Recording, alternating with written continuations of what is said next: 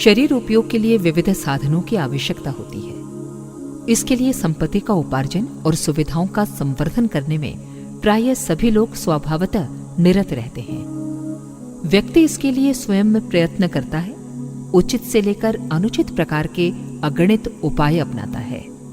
मूर्धन्य प्रतिभाएं भी साधन सुविधाओं को बढ़ाने के लिए सामर्थ्य भर प्रयत्न करती हैं। अर्थशास्त्री, विज्ञानी, बुद्धिजीवी, सत्ताधारी आदि सभी वर्ग के व्यक्ति अपनी प्रतिभाएं इसी क्षेत्र में नियोजित किए रहते हैं। इस सम्मिलित प्रयत्न का लाभ भी मिला है। आदिकाल की तुलना में मनुष्य की वर्तमान स्थिति की सुसंपन्नता में जो आकाश पाताल जैसी प्रगति हुई है, वो इसी संपत्ति साधना का प्रतिफल है। भौतिक प्रगति की उपयोगिता रहते वो भी एकांगी है। उपयोगकर्ता व्यक्ति की अंतःचेतना का समुचित परिष्कार न होने से साधन सामग्री का ठीक तरह उपयोग नहीं हो पाता। दुरुपयोग से तो अमृत भी विष बन सकता है और आत्मरक्षा के लिए बनाए गए शस्त्र उल्टे आत्मघाती सिद्ध होते हैं। बुद्धि का अभाव उतना हानिकारक नहीं जितना कि उसका दुरुपयोग। निर्धनता का अभिशाप उतना भयंकर नहीं जितना कि संपत्ति के दुरुपयोग से अनाचार। शरीर से दुर्बल या रुग्ण व्यक्ति उतना दयनीय, निंदनीय नहीं जितना दुष्टता पर उतारू दैन्य दानव। अपंगों को सहन किया जा सकता है, किंतु उद्दंडों के कारण जो विक्षोभ उत्पन्न होते हैं उससे तो शांति और स्थिरता ही चली जाती है। शरीर ही सब कुछ माना जाए तो बात दूसरी है, अन्यथा जीवन में आत्मा की भी कोई साझेदारी मानी जाए तो ये आवश्यक हो जाता है कि चेतना की आवश्यकताएं पूरी करने के लिए ध्यान दिया जाए और प्रयास किया जाए। काया सुख चाहती है और आत्मा को शांति चाहिए। शांति का ही दूसरा नाम संतोष है। अभीष्ट साधन सामग्री और अनुकूल परिस्थितियों के आधार पर सुख मिलता है और उत्कृष्ट चिंतन तथा आदर्श पितृत्व अपनाने पर शांति की अनुभूति होती है। सुख और शांति दोनों के समन्वय की आवश्यकता है।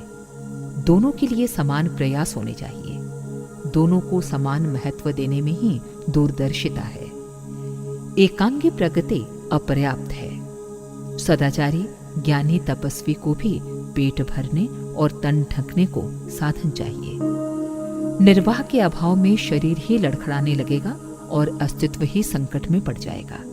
अस्तु चेतना के परिष्कार का प्रयास करने वालों को भी निर्वाह के साधन जुटाने पड़ते हैं। ठीक इसी प्रकार संपत्ति उपार्जन में संलग्न तत्परता का एक भाग आत्मिक प्रगति के लिए भी लगना चाहिए। स्मरण रखा जाए कि जीवन के सुचारू रूप से चलने में सुविधा साधनों की तरह ही उत्कृष्टता की गतिविधियों को अपनाया जाना भी आवश्यक है। दोनों पहियों से ही गाड़ी ठीक तरह से चलती है।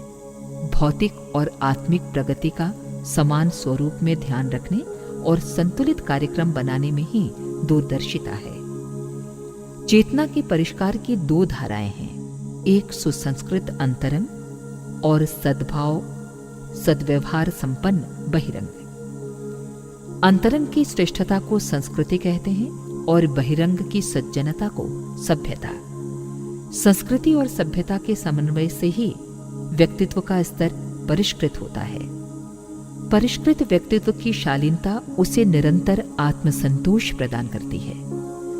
संपर्क क्षेत्र में उस पर सम्मान और सहयोग की वर्षा होती है। भीतर से संतुष्ट और बाहर से सम्मानित व्यक्ति अपने आप में गर्व अनुभव करता है। आंतरिक दृष्टि से बलिष्ठ परिपुष्ट होता है।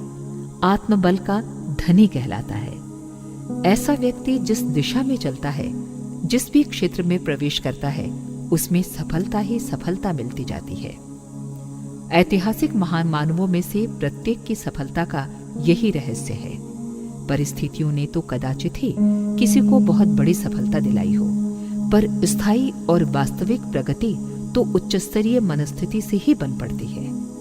अनैतिक एवं आकस्मिक रीति से किसी को समृद्धि सफलता मिली हो तो भी इतना निश्चित है कि वो न तो उससे समुचित लाभ उठा सकेगा और न धारण क्षमता के अभाव में उसे देर तक सुरक्षित रख सकेगा।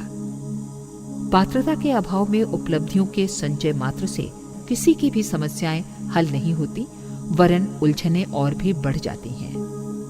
अभाव की तुलना में दुरुपयोग की प्रतिक्रिया और भी अधिक भयावह होती है। स्वार्थ साधन एवं हित साधन को महत्व तो कितने ही लोग देते हैं, पर ये भूल जाते हैं कि वास्तविक स्वार्थ एवं हित किसमें है। इसे निर्णय निर्धारण में सबसे बड़ी चूक होती है।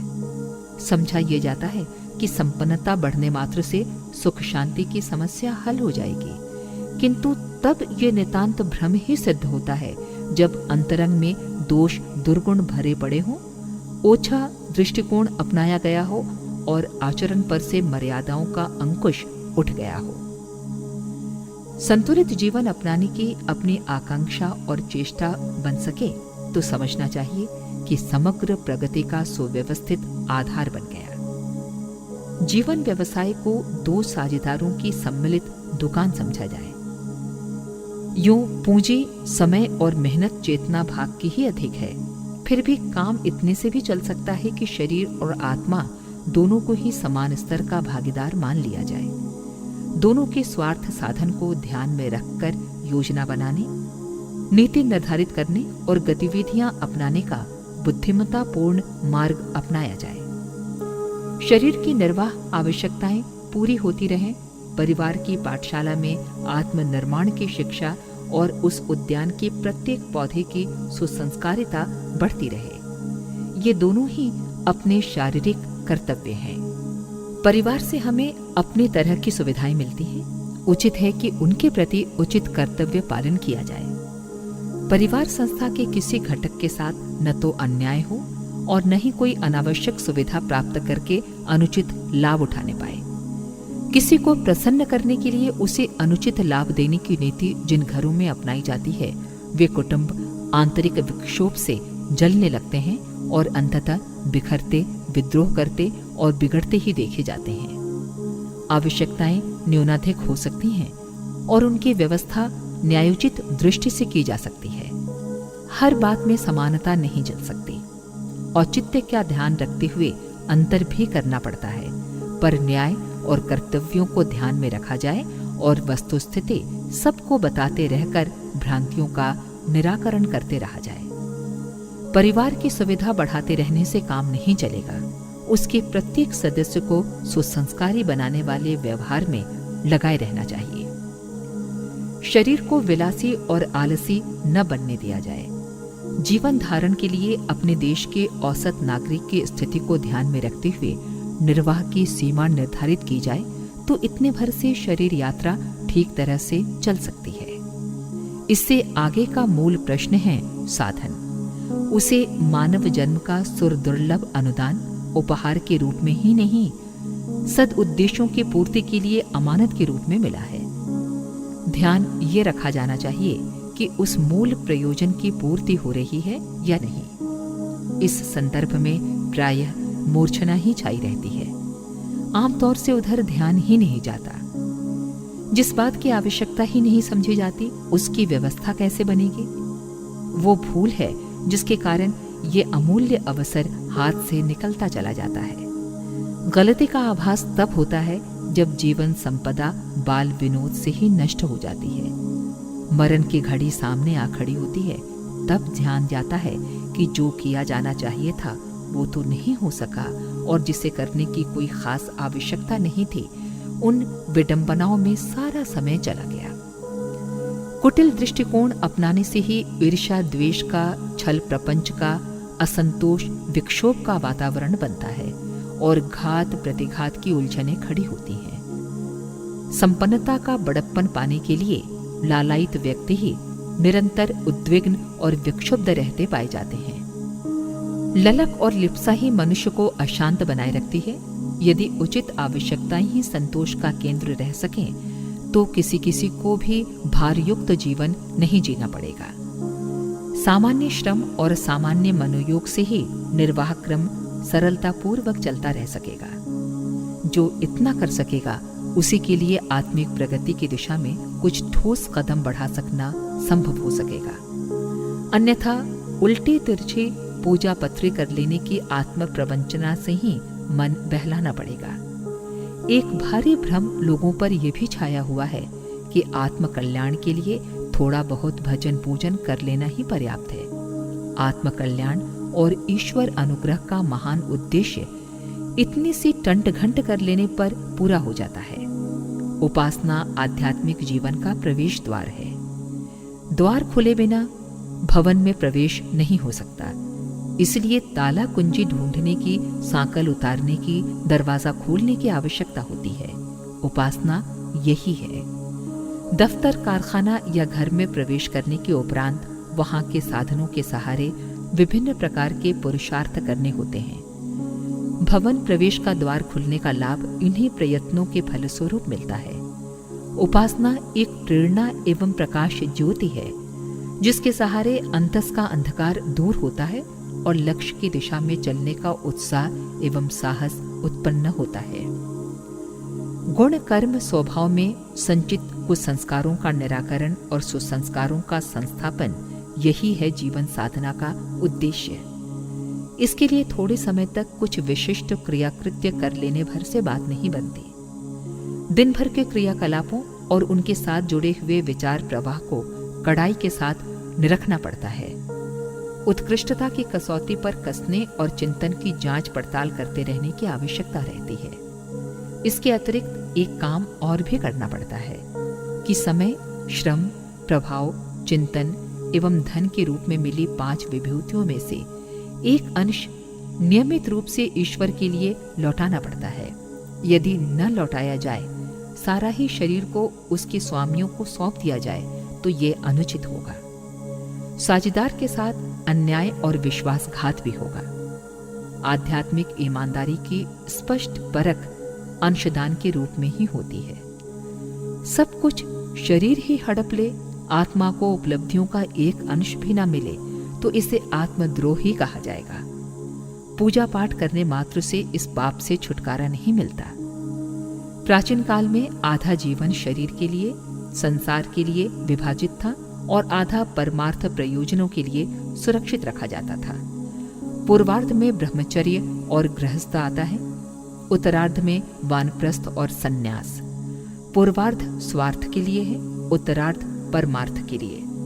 ब्रह्मचर्य से शरीर और मस्तिष्क को बलिष्ठ परिपुष्ट बनाया जाता है। गृहस्थ में उस क्षमता का उपयोग भौतिक उपार्जन के लिए किया जाता है। परिवार परिपोषण का उत्तरदायित्व इन्हीं दिनों आता है।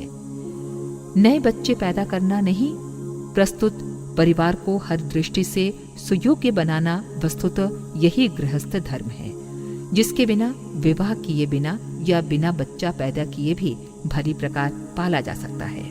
सच तो ये है कि घर के वयोवृद्धों, समवयस्कों और छोटों की सुव्यवस्था के लिए जितने साधनों की कमी रहती है, उसकी पूर्ति वही कर सकता है जो नया परिवार बढ़ाने के लिए आतुर नहीं है। सीमित उपार्जन क्षमता को यदि बड़े बूढ़ों से लेकर भाई भतीजों तक खपाया जा सके तो सच्चे अर्थों में गृहस्थ धर्म का पालन तभी बन पड़ता है। संपत्ति का उपार्जन अपने लिए ही नहीं, पूरे समाज के लिए करना अभीष्ट है। ये प्रौढ़ावस्था में ही ठीक प्रकार हो सकता है। आधी आयु भौतिक प्रयोजन के लिए लगा लेने के उपरांत तीसरा भाग वानप्रस्थ के लिए सुरक्षित रखा गया है। इस अवधि तक बच्चे वयस्क हो जाने चाहिए। यदि कुछ छोटे रह गए हैं तो उनका उत्तरदायित्व बड़े बच्चों को सौंपा जाना चाहिए। सत्ता के हस्तांतरण में कुछ समय लगता है, इसलिए इस अवधि में थोड़ा पारिवारिक मार्गदर्शन और थोड़ा परमार्थ प्रयोजन साधा जाता है।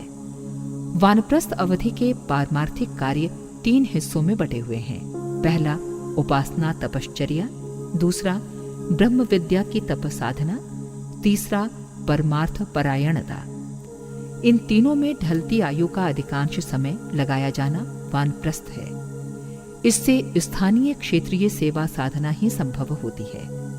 उत्तरार्ध का चौथा भाग सन्यास है। इसमें पारिवारिक उत्तरदायित्वों से पूरी तरह निवृत्त होकर परिव्राजक जीवन जिया जाता है।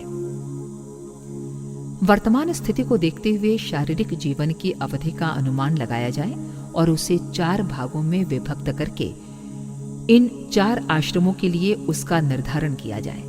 4 के स्थान पर 2 भी किए जा सकते हैं। आधी आयु शरीर परिवार के लिए, आधी आत्मकल्याण और लोक मंगल के लिए। भारतीय संस्कृति की महान गरिमा इसी विभाजन पर अवस्थित रही है। सामान्य मनुष्यों को देवोपम उत्कृष्टता प्राप्त करने का अवसर इसी आधार पर मिला है।